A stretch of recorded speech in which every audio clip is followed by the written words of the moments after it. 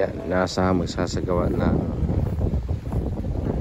initial technical dive operation dito ang mga otoridad ng Philippine Coast Guard upang hanapin yung mga nawawalang sabungero. Pero napakalawak ng lawa.